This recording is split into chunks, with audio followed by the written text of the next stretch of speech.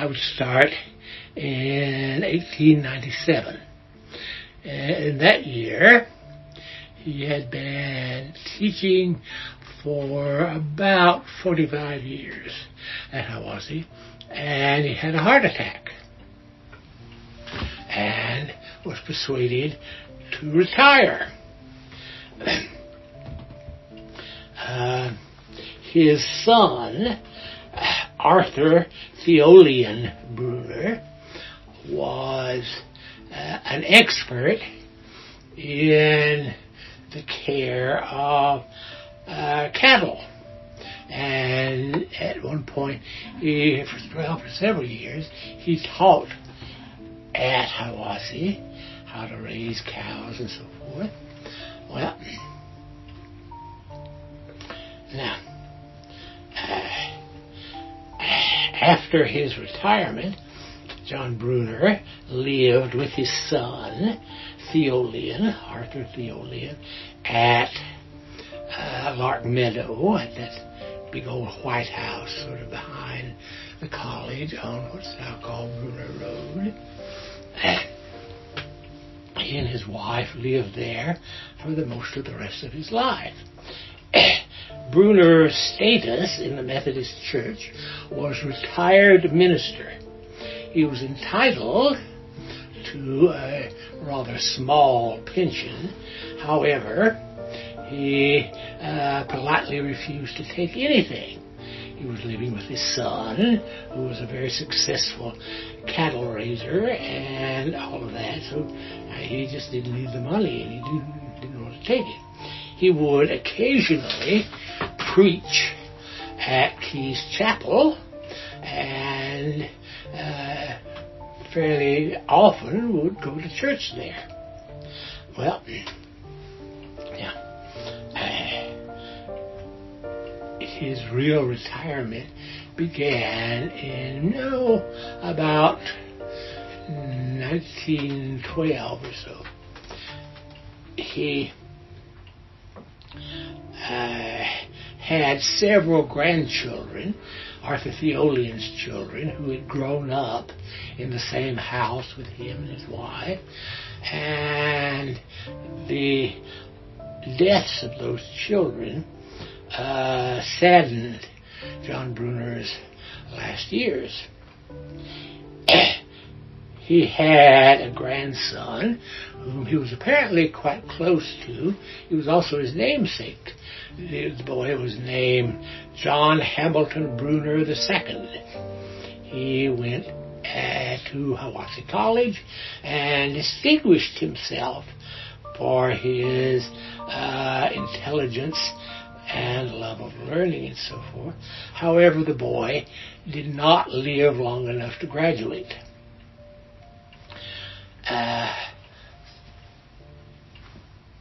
John Hamilton Brunner II had an older sister named Angela. Given Dr. Brunner's account of her character, she was very near to being an angel. She also went to Hiwassee College, and she graduated, and eventually, for a few years, became a teacher. Unfortunately, she, like her younger brother, also died very young. Again, a cloud on Dr. Brunner's life.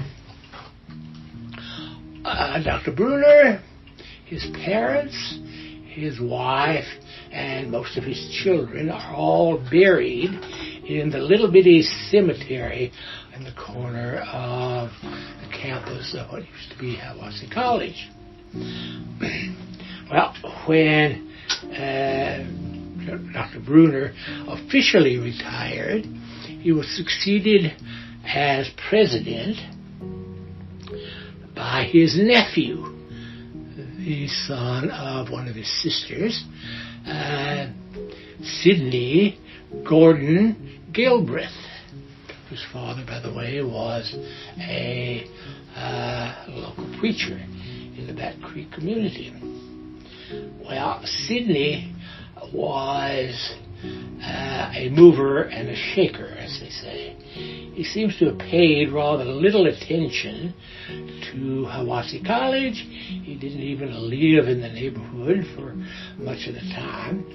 But he was very, very interested and was very politically important in the construction of the Tennessee college system. And he, Sidney Galbraith, was the founder, or one of the founders of ETSU. And if you go there, you can still find a large building called Galbraith Hall, which is named after Sidney, and is reported to be haunted by him. Be that as it may. What he did, Sidney Galbraith, for a little while, he got Hiwassee College accredited as a Peabody institution. Well, there was a problem. The rules of the Peabody institution system was that no college could advocate any particular religious doctrine. Well, Hiwassee College was not about to give up its identity as a Methodist institution. Eventually, a very young man who was a preacher named Joseph Lowry, educated at Hiwassee, took over as the president, and he pulled Hiwassee College out of the Peabody system so he and the other teachers there could continue to advocate for Southern Methodism. Well, now, in 1873, Dr. Brunner published his major book. It is called Union of the Churches, and it's still regarded today as a very important statement. What had happened, 1844, the Methodist Church split over the issue of slavery and became two churches, the Methodist Episcopal Church and the Methodist Episcopal Church South. Well, what Brunner does, and he does it very well, in Union of the Churches, is examine the issues involved in the split and recommend ways, sometimes rather complicated, bureaucratic ways that the churches can get back together. It never quite worked, it's never been quite adopted, but the book still exists, and very few people, myself as one of them, had actually read the book.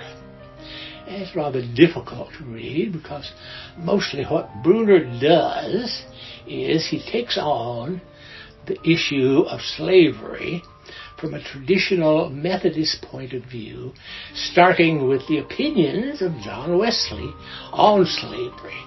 Wesley was firmly, vehemently against slavery, and I think it was 1795, they issued a small book of regulations for Methodist ministers, and one of the regulations was that no minister of the Methodist Church could own slaves.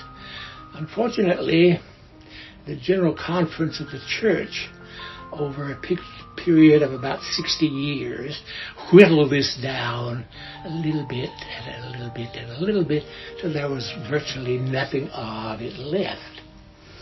In 1861, the General Assembly finally eliminated that rule, so that from then on, 1861, not very long, ministers who wished to could buy and own slaves. What I wonder, and I have never figured out how I could answer the question is, did a whole lot of ministers go out and buy lots of slaves in 1861, 3 or 4 years before the Emancipation Act? They would have lost their money, but one would be interested in knowing how many actually did that. Well, among other things, Brunner takes on the issue of secession. He was opposed to secession. He was deeply opposed to the Confederacy.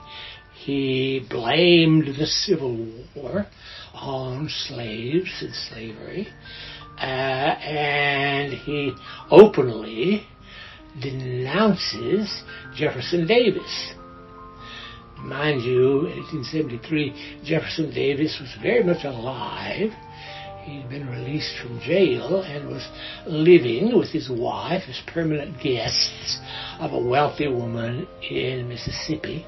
And you don't denounce a man like Jefferson Davis while he's still alive if you want to live long and prosper in the dear old Southland. Well, Brunner, after the publication of this book, became a persona non grata in Monroe County. By the 1870s, when his book was becoming well known, people were playing nasty tricks on him, tearing down fences, letting his son's cattle out, and so forth. And it became a very real problem. So Brunner quit his job at Hiwassee and got a job at something called Cobb College, C-O-B-B, in McMinn County. If you go through Inglewood, down, what is that, Highway 11, the college would have been on your right. It was started by the Cobb family, more or less to educate their own children. And Brunner actually bought a piece of land. I've seen the deed. That land immediately adjoining the college, which was apparently a fairly substantial building. It had a bell and so forth. And in safety and in peace, he worked there and taught there for several years, till again his health began to fail, and he came back and spent the rest of his life living at the old house behind the school. His last years were darkened by the deaths of 3 of his beloved grandchildren. I mentioned John Hamilton Brunner Jr., the second, who died before he could graduate. His daughter Angela, who did graduate but became a teacher and died shortly after. And Brunner just continued to live with his son in Lark Meadow, with his wife and his other grandchildren and so forth and so forth. And he would occasionally preach at Key's Chapel. And we don't know much about his preaching. We're told that he preached very short sermons, rather pithy sermons, and that he wrote none of them down. As I was working on History of Hiwassee, I used to dream about finding a sheaf of his sermons, but apparently no such sheaf ever existed. He died in 1914. He was 88 at the time. his lifespan is remarkable. He's born 1825. Thomas Jefferson and Adams were both still alive. And by the time Brunner died, America was entering World War I, which is a remarkable lifespan. He saw most of the development of the United States. I have seen, actually, John Hamilton Brunner's last letter. He was at home. He was writing to a friend of his who was a professor at Tusculum College, and he says, quote, "All day today I have heard the sounds of black wings flying over me," which somehow suggests something in Lord of the Rings. But be that as it may, he was probably having a series of minor heart attacks, for he did not live till the end of that day. He never actually mailed that letter himself, but it has been preserved. You can go to Tusculum Archives and see it. So at 88 years old, he had been president of Hiwassee College off and on since 1852, I believe it was. And sometimes he'd been acted as agent of the college, sometimes he had gone to other places. But that was the end of the great era of Hiwassee College. It had gone from a small one-building school. It had expanded, and it had produced a remarkable number of graduates.